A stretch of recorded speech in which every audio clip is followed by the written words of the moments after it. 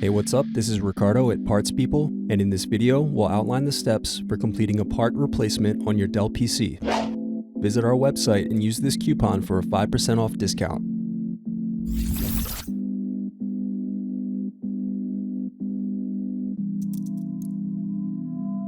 Unscrew and remove bottom base.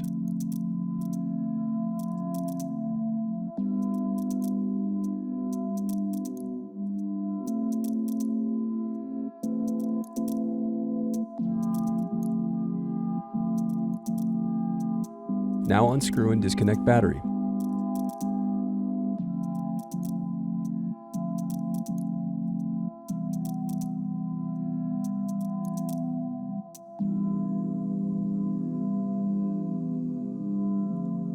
Now unscrew and remove heatsink.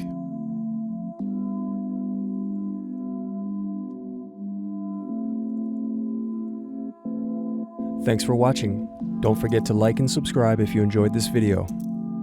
And if you need more, check out this playlist to watch other tutorials for your laptop. You can also click here to find parts for your laptop at partspeople.com.